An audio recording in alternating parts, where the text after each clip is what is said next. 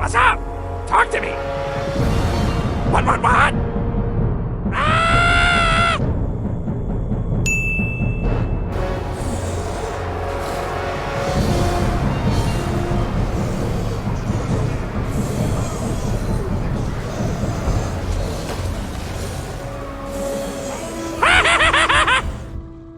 I don't know how I'd ever noticed this lad's fancy little moon monocle there, but anyway, today we're here to talk about the moon, the curse of the bad moon, specifically probably my favorite vortex that no one takes for the Greenskins, lore of Little Wah. Whoops, a little bit of a lag spike there. Hopefully the replay turns out okay, but anyway, curse of the bad moon. In a Vanguard here on this Goblin Shaman here, we've got this replay from Stormrunner. He's gone with a pretty heavy Vanguard build versus the Dwarfs, Skarsnik, Skulkers, Squig Hoppers, including the Durkit Squigs. We've got the 8-Peak Loons, relatively narrow Goblin army, as on the other side of the field we've got the Biggin Rogue Idol to act as a giant rock-throwing distraction. A couple of Wolf Chariots as well. For the Dwarfs, we've got a relatively traditional build, Cannon, 2 Slayers, plenty of Dwarf Warriors with great weapons, some Miners with Blasting Charges up front, Runesmith, Grombrindle, the White Dwarf. And that's basically it. So, yeah, back to Vortex. So, Vortex spells in general are very good against the Dwarfs, obviously. They're also probably going to be really good against Cathay, if what Creative Assembly wrote in their blog about them is to be believed. They'll be somewhat of a stationary-ish infantry faction, relying on a lot of infantry and ranged. That means disruption of Vortex spells will be very good. Obviously, we haven't seen the Harmony mechanic yet for Cathay, but given that it's supposed to work by having your units benefit each other by being close together, again, this Curse the Bad Moon being able to kind of break up those formations and potentially lose out on that bonus will be quite good. We're going to get a nice engagement here, though, with the Slayers and the Skulkers. This is not really super efficient for either of these units, but the 8-Peak Loons will actually trade pretty well here. But here comes the first Curse the Bad Moon, and the damage is actually really good here. Very surprising against the Dwarfs. Keep in mind that it does confer this debuff. You see this nasty curse here. Minus 24 melee defense, 30 armor, and 25% speed means that, with the non-AP damage, I believe primarily that the Vortex does, that armor debuff means that it'll actually deal slightly more damage than you might think on paper. Plus, of course, Dwarfs, melee defense and armor being two very, good stats for them just as a faction, as a whole. Nice Fanatics ripping through there as well, following up on that.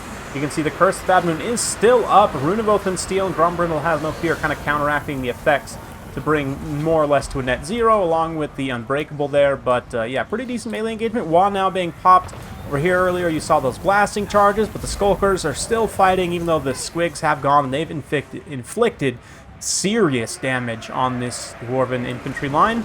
Goblin Wolf Chariots also charging in the side here. A little bit of a smoke bomb just to make sure that these Dwarven units, when they rout, they're not going to be able to get away. The Goblins can just literally massacre the entire unit. Biggin also chucking rocks from the other side. The cannon's been inundated, so kind of the primary threat to the Biggin has been neutralized, but there's still quite a bit of Dwarven infantry fighting. Skarsnik himself a little bit surrounded here, taking quite a bit of damage, also getting Rizeked, no doubt, by Grombrindle, but perfectly lines up. Another Curse of the Bad Moon on the Blob. Oh, man. Even still, one of the most hilarious and flashiest spell animations in the game, like since the very beginning, as he kind of moonwalks, full on facing the other direction. That's amazing. Doesn't look like it's actually hitting too much. Yeah, might roll over these Quarrelers, the Great Weapons. Oh, Quarrelers, the Great Weapons, interesting. Very interesting choice. I mean, I guess he was thinking that the Great Weapon bug would actually benefit them somewhat, but that's not, I mean, they're still a skirmish unit. Dwarf character box kind of holding up over here, though, while the rest of the Dwarfs get evaporated here. These Miners obviously aren't going to hold up long against this sustained assault here. And if we take a look, the Gobbo, Great Shaman himself, has taken a lot of damage, as did Skarsnik. Skarsnik, I believe, has fled the field. Yep, he is shattered here, currently fleeing. So Night Goblin Shaman will be important to try and stabilize leadership. He also obviously has stock, right? So as he moves away from the Dwarves here, he can hide and not be spotted and just continue to regenerate his Wounds of Magic using that Wand of Jet. Try and get maybe one more Curse of the Bad Moon just to finish off this little pocket here, and even that would be nice to debuff the characters as well, right? Bringing down the melee defense in particular of somebody like Grombrindle. I mean, he's got 45, which is not incredible for like a strong melee character.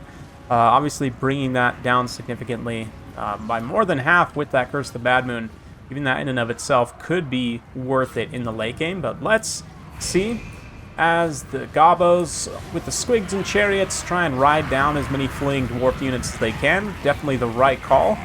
You can see that they've kind of interrupted the high ground position here. Nice smoke bomb from the Skulkers, slowing down at least some of the Dawi forces here. As another group of Skulkers kind of saturates in here. The Skulkers' leadership isn't going to last very long, but they'll at least get in here and get a little bit of extra damage. Allow the Chariots to collapse from the rear. Squigs and more Skulkers getting a real nice full surround here. So definitely all the grudges being written here. As the Gobbo swarm overwhelms the few numbers of Dawi that remain. The Slayers will keep fighting, but pretty much everything else is broken. There's this one clutch unit of Dwarf Warriors as well that's still going. But again, the Chariots, they charge in, they charge out, go after some of those isolated units. The Biggin has sacrificed some of his HP to continue shooting throughout the course of the game, but such a massive presence here with 7,000 HP left in the late game. I mean, not quite double of what Grombrindle has left, but it's just interesting to see how, percentage-wise, I mean, he's lost a lot more, obviously, but still, just in terms of absolute total HP number, much, much higher than what Grombrindle has left, and that's one of the reasons the balance of power weighs so heavily here. But let's see, whatever happened to the Gobbo? Oh, he's still here, okay. Well, he might have routed earlier to those Quarrelers or something, but if he can get one more Curse of the Bad Moon just to finish off the last of this infantry, it's probably unnecessary, to be honest, at this point. But Grombrindle is still certainly a danger as I allow the trees to kind of get in the way there. We'll go ahead and just lock the hide foliage real quick. Those of you guys who don't know, by the way, you pop out this little, you hold spacebar, you can pop out this little panel here and kind of customize some UI elements that are not in any other menu. So there's that, but anyway. Oh, the Biggin. Rogue Idols are definitely one of the coolest models that Creative Assembly has released within the past couple years, I would say, for Total War Warhammer 2. Just so awesome. And it looks like instead going for the sneaky stabbing, so probably a wiser use of magic, honestly, just to straight up buff. And look at that, 893 AP damage. We'll keep Grombrindle's health bar up, as you can see just the remarkable amount of damage that's being done.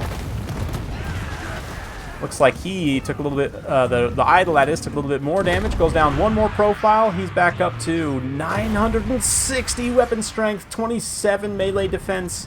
I mean, there's just no way for Grombrindle to hold up against this. Even though he's doing good damage in return, like one melee attack is going to almost finish off his leadership, probably.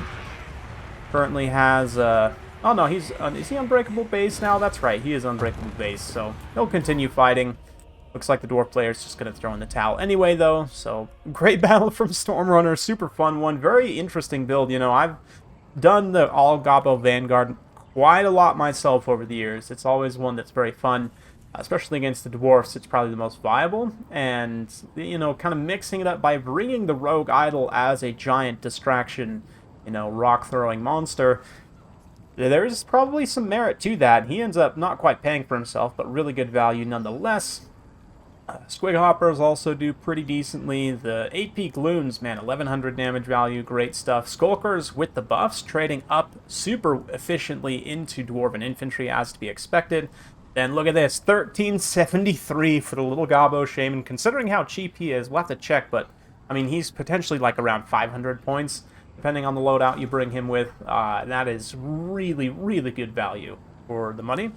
On the Dwarven side here, Grombrindle will get some pretty good value, but kind of gets a little bit overwhelmed there in the end. 900 value on blasting charges is impressive, but the rest of the Dwarven infantry did struggle. Even the Longbeard Slayers did pretty well, but everything else was a little bit of a letdown. Cannon, though, 1,000 damage value on probably the Rogue Idol. In the early phase of the battle, pays for itself, but doesn't tactically neutralize the Rogue Idol, which is obviously the role of that artillery piece, sort of in that battle, you could say. Anyway.